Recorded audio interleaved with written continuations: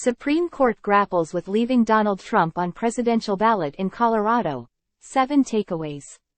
A Civil War-era section of the U.S. Constitution could keep former President Donald Trump off some states' GOP primary ballots. Here's what to know. Washington. The U.S. Supreme Court on Thursday appeared to be looking for a way to ensure stability in this year's presidential election by not letting Colorado use an anti-insurrectionist provision of the Constitution to block former President Donald Trump from the ballot. I think that the question that you have to confront is why a single state should decide who gets to be President of the United States. Justice Elena Kagan, one of the court's 3 liberal justices, told the attorney for the Colorado voters challenging Trump's eligibility. Other justice raised concerns about a mismatch of ballots across the country if each state makes its own decisions on whether Trump or President Joe Biden qualifies as an insurrectionist under Section 3 of the 14th Amendment. During the just over 2 hours of oral arguments in a case with potentially huge consequences for the election, the justices focused more on the practical implications of the decision than the technical arguments over the wording of the provision. The court seemed inclined to let the political process play out, said Notre Dame Law School professor Derek Muller, who has been closely following the ballot eligibility issue. Chief Justice John Roberts pressed the attorney for Trump's challengers on what would happen if the court allows Colorado to take Trump off the ballot. Wouldn't other states then undertake their own proceedings with potentially different outcomes, some striking Republicans and others finding reasons to exclude Democrats under their own interpretation of the 14th Amendment, he asked. It will come down to just a handful of states that are going to decide the presidential election, he added. That's a pretty daunting consequence. It wasn't just the court's conservative bloc raising such questions. Kagan said the question of who qualifies for the ballot sounds awfully national, rather than a question that can be left up to each state. Justice Ketanji Brown Jackson asked why the amendment's authors would have created a situation that would result in disuniformity, in which elections are pending and different states suddenly say one candidate is eligible and another is not. Jason Murray, the attorney for the Colorado voters challenging Trump, said the amendment's authors' intent was ensuring that insurrectionists and rebels not hold office again. Letting states enforce Section 3 is an additional layer of safeguard, he said. And there is national oversight, he responded to Kagan, because of the Supreme Court's ultimate review authority. Who defines insurrection? The justices drew a distinction between clear-cut qualifications for the presidency, such as age, and the less defined standard in the 14th Amendment of having engaged in insurrection. Justice Brett Kavanaugh said the term insurrection jumps out and raises the questions of how it's defined and who decides if someone has engaged in it. Another section of the amendment indicates that Congress has the primary role, he said. It is entirely up to Congress, Jonathan Mitchell, Trump's attorney, said at the start of the arguments in response to the first question of the debate, which came from Justice Clarence Thomas. Murray agreed there must be a process for determining applicability of Section 3. But, he said, nothing in the amendment says Congress has the exclusive role in answering them. We certainly have a long history in this country of states using their power to determine the manner of selecting presidential electors to enforce other qualifications in the Constitution, he said.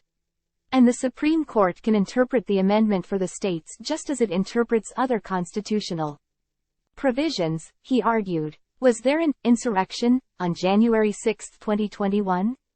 Trump's lawyer had his own definition for what constitutes an insurrection, and it doesn't include the January 6, 2021, attacks on the Capitol. Under questioning from Jackson, attorney Jonathan Mitchell rejected the idea that Trump's supporters were trying to overthrow the government when they stormed the Capitol to disrupt Congress's acceptance of the electoral count. This was a riot. It was not an insurrection, Mitchell said. The events were shameful, criminal, violent, all of those things, but it did not qualify as insurrection as that term is used in Section 3. The Supreme Court has ways to decide this case without addressing whether Trump engaged in insurrection, and the justices did not spend much time debating that question. Justices question what is best for democracy. Amid the dense legal arguments, Justice Brett Kavanaugh cut to the point by asking Trump's opponents what is the right ruling for democracy. Kavanaugh described the constitutional provision as having elusive or vague language.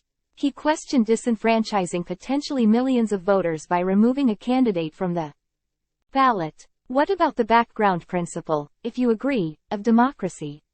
Kavanaugh asked. But Murray, the lawyer for Colorado voters, argued the Constitution, by prohibiting insurrectionists from running for office, aims to safeguard democracy.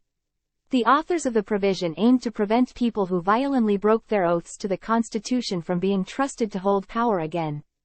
Murray said. In the current case, Trump tried to disenfranchise 80 million Americans who voted against him, Murray said. The Constitution doesn't require that he be given another chance, Murray said. Civil War shadows prohibition against charismatic insurrectionists, lawyer. Several justices questioned why states hadn't wielded the amendment, which aimed to prevent members of the Confederacy from regaining power, against national candidates during the 150 years between its adoption and Trump's campaign. Jackson asked whether the amendment targeted local officials or even candidates for Congress from campaigning, rather than presidential candidates. Can you speak to the argument that really Section 3 was about preventing the South from rising again in the context of these sort of local elections as opposed to focusing on the presidency? Jackson asked. Murray said by the time the amendment was ratified in 1868, Confederates had already been pardoned. He also said ballots functioned differently at the time, with most voters writing in the names of their favored candidates rather than having a list provided. What is very clear from the history is that the framers were concerned about charismatic rebels who might rise through the ranks up to and including the presidency of the United States, Murray said. Did Trump get due process? Kavanaugh brought up the concerns of one of the Colorado justices who complained that Trump had not received a fair shake during the district court's 5-day trial to determine his ballot eligibility. Colorado Supreme Court Justice Carlos Samore, one of the 3 dissenters in the court's 4-3 decision disqualifying Trump, said the litigation fell woefully short of what due process demands. Kavanaugh said that complaint is another reason why this type of decision should not be left up to each state. Murray said Trump was able to call any witness he wanted, to cross-examine the challenger's witnesses, and to testify himself. He didn't use all of his time at trial, Murray said. There was ample process here, and this is how ballot access determinations in election cases are decided all the time. Trump didn't attend hearing, but had some reaction afterward. Trump didn't attend the argument, as he has recent civil lawsuits. He is campaigning again for the White House and had a political party scheduled Thursday in Nevada for the caucuses. Trump told reporters in West Palm Beach, Florida, that his political opponents had engineered the lawsuit. It's election interference and it's really very sad, Trump said. Trump said he listened to the Supreme Court argument, which was available on the web, and thought it was beautiful.